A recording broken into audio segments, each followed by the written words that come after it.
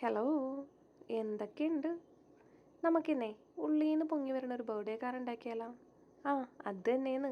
ആ പോപ്പപ്പ് കാർഡേ ഒരു പേപ്പറിനകത്ത് ഇതുപോലെ മെഷർമെൻ്റ് ഒക്കെ അങ്ങോട്ട് നോക്കിയൊന്ന് വരച്ചെടുക്കാം. മെഷർമെൻറ്റ് തെറ്റരുത് കേട്ടോ, അതിനകത്താണ് നമ്മുടെ കാര്യമൊക്കെ ഇരിക്കുന്നത്. പിന്നെ താഴത്തെ 2 സ്ക്വയർ ഇല്ലേ, അത് ഇതുപോലെ നടക്കുന്നൊന്ന് കട്ട് ചെയ്യാം. പിന്നെ ഈ കാണിച്ചേക്കണ പോലെ തന്നെ ഒന്ന് വെട്ടിയെടുക്കുക. വെട്ടിക്കഴിഞ്ഞിട്ടേ മുകളിലെ ഷാർപ്പ് എഡ്ജില്ലേ, അതൊക്കെ ഒന്ന് നൈസായിട്ട് ചരിച്ചിട്ട് കട്ട് ചെയ്ത് കൊടുക്കണം കേട്ടോ. കണ്ട ഇതുപോലെ തന്നെ കട്ട് ചെയ്തിട്ട് ആ മടക്കി കൂടി ഒന്ന് മടക്കി കൊടുക്കുക. പിന്നെ ആ മുകളിലെ ചെറിയൊരു ഭാഗം കൂടി അങ്ങോട്ട് കട്ട് ചെയ്യാം. നമുക്കേ ദേ ഇതുപോലെ ഒരു കുഞ്ഞു പെട്ടി കിട്ടും. എന്നിട്ട് പിന്നെ വേറൊരു പേപ്പർ അങ്ങോട്ട് എടുക്കാം. 26 സെൻറ്റിമീറ്റർ ലെങ്ത്തും 15 സെൻറ്റിമീറ്റർ വിടുത്തുള്ള ഒരു പേപ്പർ. എന്നിട്ട് പിന്നെ അതിൻ്റെ നടുക്കേ കൂടി ഒന്ന് മടക്കി കൊടുത്തിട്ട് ഉള്ളിൽ വേണമെങ്കിൽ ഒരു വൈറ്റ് കളറിലെ പേപ്പറൊക്കെ അങ്ങോട്ട് ഒട്ടിച്ചു കൊടുക്കാം. വേണമെങ്കിൽ മതി കേട്ടാ, ചുമ്മാ ഒരു രസത്തിന്. വെട്ടി വെച്ച കുഞ്ഞു പെട്ടിയില്ലേ, അതിൻ്റെ സൈഡും കൂടി ഒന്ന് ഒട്ടിച്ചു കൊടുക്കുക.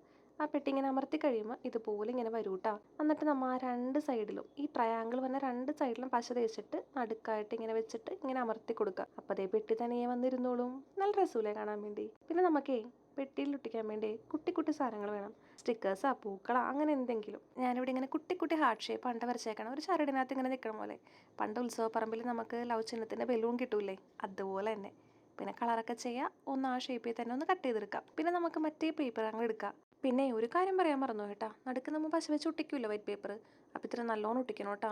ഞാൻ ഇവിടെ ഒട്ടിച്ചു വന്നപ്പോഴേക്കും നൈസായിട്ടൊന്ന് കയറിപ്പോയിട്ടുണ്ട്. പിന്നെ ഈ പെട്ടിയുടെ ഉള്ളിൽ ഒട്ടിക്കാൻ വേണ്ടി ഇതുപോലെ ഒരു പേപ്പർ ഇങ്ങനെ മടക്കിയിട്ട് ഇങ്ങനെ ഒട്ടിച്ചു കൊടുക്കാം. അപ്പം നമ്മൾ ഈ ലവ് ഷേപ്പൊക്കെ ഇല്ലേ, നമ്മൾ വെട്ടി വെച്ചില്ലേ ഹാർട്ട് ഷേപ്പ്, അതൊക്കെ നമുക്ക് ഇതിനകത്തോട്ട് ഓരോന്നോരോന്നായിട്ട് ഒട്ടിക്കാൻ വേണ്ടിയാണ് കേട്ടോ. അതുപോലെ തന്നെ ഒരു ഹാപ്പി ബർത്ത്ഡേ എന്ന് പറഞ്ഞൊരു പേപ്പറിനകത്ത് എഴുതി ഒരു കട്ടൗട്ടും കൂടി വെച്ചിട്ടുണ്ട്.